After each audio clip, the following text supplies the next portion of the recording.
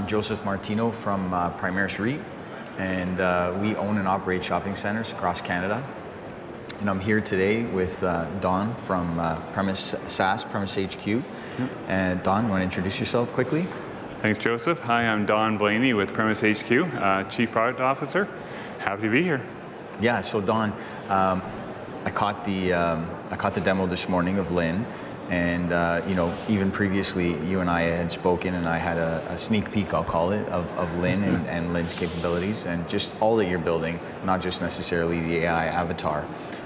So really excited to see the technology in person here at Realcomm, and then secondly, knowing a little bit about the growth story and the progression towards this is pretty exciting too, because now we're here and this is usable tech, and we were even chatting about use cases. You want to give just a brief overview of some of the things that you guys are doing at PremiseHQ? Yeah, sounds great. So as people saw this morning here at the opening session, Lynn gives you a nice conversational interactive experience, and is great for a guest type experience or a virtual concierge that gives the comfort you're actually talking to a person, and the ability for it to consume information is amazing.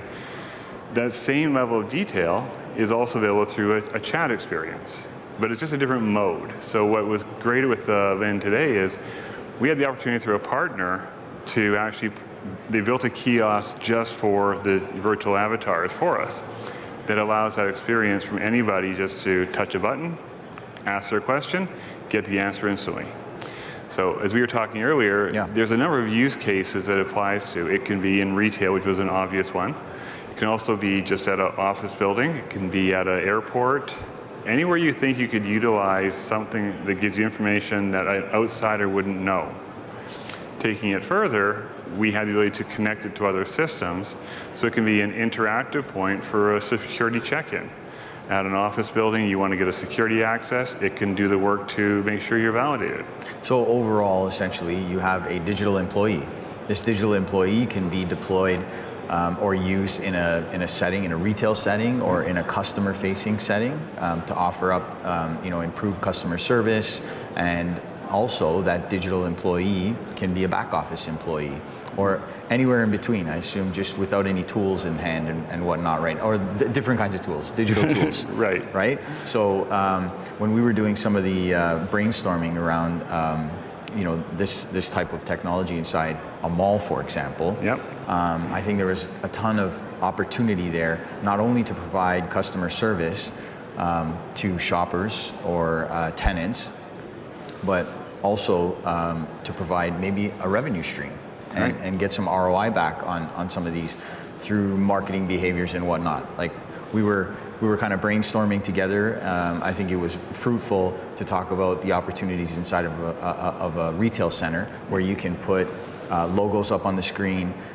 You gave the example this morning of someone walking up and asking, where can I find a pair of shoes? Right. And so you find a pair of shoes at these 4 or 5 logos within this retail space, and maybe one is more prominent than the other, or maybe one is talked about first by the avatar, and that could lead to some sort of revenue stream. People can pay to be sort of front logo or top logo. And then I think we even had some more curious discussion around, can we outfit the AI into maybe one of those tenants' uniform or background as if they're an employee actually at that store, which was another cool thing. So I think you can get creative with the capabilities here. Anything to say about that? Yeah, you definitely can. So there's the things that are pretty straightforward. When you're talking just data and content, not so much changing the images, prioritization is straightforward. So you can give different instructions to say, when someone's asking for any of these areas, if these vendors come up, make them first. Or if you can give them a map to get to the locations, put the first location this one, so that it actually drives your customers to where you want them to go to, and you can then market that to your tenants to say, you can be the first priority. Sure. You can go out the first time. If it's product placement, as they're asking questions, if your product happens to be related to it, show an image of your product on the screen. The avatar can be different avatars, they can be dressed different ways. A little more extra work to get that configured and managing it, but there's definitely endless possibilities.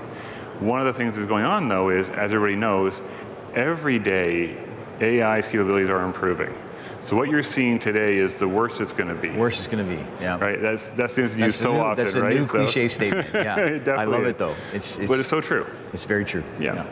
So there's definitely endless possibilities. And what it comes down to is, what would you like to try to achieve? And then we, in this mode, we try to work with you to say, we can get it there. And what will it take to get there? And is it going to give you the results you're looking for? Well, I like the fact that you can take that front-facing, commercial setting, and then, in our example, I want to take Lynn with me on my journey through whether it's the office or it's within a shopping center, and I can have, let's call it more, private conversation with Lynn. So, I'm imagining hundreds of people could be having a similar conversation at the same time, wayfinding through an area, or whatever, delivering on whatever needs they have within a retail setting. And then on the digital employee internally, we were talking about these capabilities extend. So really, you can have avatar within the organization and back office, but you can also take that form factor and deliver it via chat or via some other productivity tool. And enterprise data, or Lynn or the avatar or the mechanism, the AI is essentially trained on organizational data to maybe facilitate a certain piece of a business process, or help augment, some employee work or whatnot. Tell me about the process of training and how to stand these up in an organization. So behind Lynn and any of the digital employees is a data set. And that data set is connecting data from your organization that you want to have Lynn trained on to train on documents or basic content. It can be done within 30 minutes. To automate a full process, it takes a little more involved, and depends how complex the process is.